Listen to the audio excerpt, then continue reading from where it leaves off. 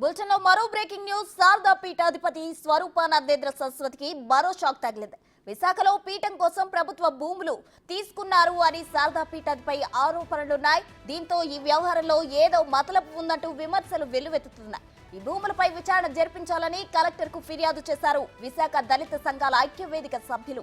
పేదలకు ఇవ్వడానికి భూములు లేవనే అధికారులు 50 ఎకరాల భూమిని సరస్వతి ఎలా కట్టబెట్టారని ప్రశ్నించారు. గత ప్రభుత్వ హయాంలో దేవాదాయ శాఖపై స్వరూపానందేంద్ర సరస్వతి గుత్తా ఆధిపత్యం చెల్లించారని ఆరోపణలు వస్తున్నాయి. ఇప్పుడు ఆయన కేటాయించిన భూములు వెనక్కి తీసుకోవాలని ప్రభుత్వాన్ని డిమాండ్ చేస్తున్నారు దళిత సంఘాల నేతలు. గత ప్రభుత్వం 2022-23లో విశాఖ కేంద్రంగా పనిచేస్తున్నటువంటి శారదాపీఠం అధిపతి స్వరూపానంద గారికి భీమిలి మండలంలో కొత్తవలస గ్రామంలో 15 ఎకరాల భూమిని కేటాయించింది. ఈ భూమి కేటాయింపులో హేతుబద్ధత లేదు అని చెప్పి విదసం భావిస్తూ ఉంది. ఎవరికైనా ప్రభుత్వం భూమి కేటాయిస్తే వారు యువతకు ఉపాధి చూపించాలి, ప్రభుత్వానికి ఆదాయం చూపించాలి, లేదా పునర్నిర్మాణానికి ఉపయోగపడాలి. కానీ ఈయన చేసేటువంటి వ్యవహారం ఆయన సొంత ట్రస్టును పెంచుకోవడం తప్ప దీంట్లో ఆధ్యాత్మికత కానీ ప్రజా ప్రయోజనం కానీ లేదు. వారు చెప్పేది వేద పాఠశాల నడుపుతానని చెప్పి అడిగాడు. వేద పాఠశాల నిర్వహించేటువంటి అనుభవం కానీ అర్హత కానీ స్వరూపానందకి లేదు. వేద పాఠశాల మన విశాఖపట్నం కావాలి అంటే ఇప్పటికే టీటీడీ ఈ ఉమ్మడి రాష్ట్రాల్లో 6 చోట్ల వేద పాఠశాలలు అనుభవంతో నడుపుతూ ఉంది. మనకు వేద పాఠశాల కావాలనుకున్నప్పుడు విశాఖపట్నంలో వెంకటేశ్వర స్వామికి ఉన్నటువంటి 10 ఎకరాలలోనూ వేద పాఠశాల నిర్వహించవచ్చును. ఇతనికి కాషాయం ధరించి సర్వసంగ పరిచయం చెప్పుకునే అతనికి వందల వేల కోట్ల రూపాయలు ఆదాయం కానీ 100 ఎకరాలు భూమి కానీ అవసరం లేదు. ఈ విషయం నేను చెప్పడం కాదు. ప్రముఖ హిందూ ధార్మిక సంస్థలు, ప్రముఖ బ్రాహ్మణ సంస్థలు, స్వామీజీలు కూడా ఈయన వ్యవహారం పట్ల అనేక అనుమానాలు వ్యక్తం చేస్తూ ఉన్నారు. కాబట్టి ఈవేళ మేము అడిగేది,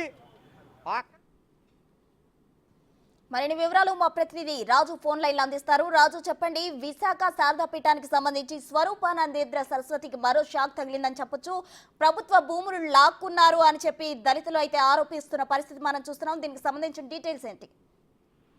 అంటే గత ప్రభుత్వ హయాంలో ఒక దేదీప్యమానంగానే వెలుగుందరనే చెప్పొచ్చు స్వామి స్వరూపానందేంద్ర సరస్వతి. ముఖ్యంగా అటు దేవాదాయ శాఖలో కానీ ఇటు ఆంధ్రప్రదేశ్ ప్రభుత్వంలో కానీ గతంలో అంటే గత ప్రభుత్వ హయాంలో ఆయన దైవాంశ సంభూతుడిగా మొత్తం వెలుగొందినటువంటి పరిస్థితి అయితే ఉంది. కానీ ఇప్పుడు పూర్తి స్థాయిలో వివాదాలు చుట్టుముడుతున్నాయి శారదా పీఠానికి సంబంధించి. ముఖ్యంగా అంటే 3 రోజుల క్రితం జనసేన పార్టీకి సంబంధించినటువంటి పీతల మూర్తి యాదవ్ ఒక ఘాటు వ్యాఖ్యలు అయితే విమర్శలు చేసినటువంటి పరిస్థితి అయితే ఉంది. అసలు అంటే వేద పాఠశాలలు నిర్వహించడానికి కానీ అదేవిధంగా ముఖ్యంగా ఈ శారదా పీఠాన్ని రన్ చేయడం కానీ ఎలాంటి అర్హత లేదు.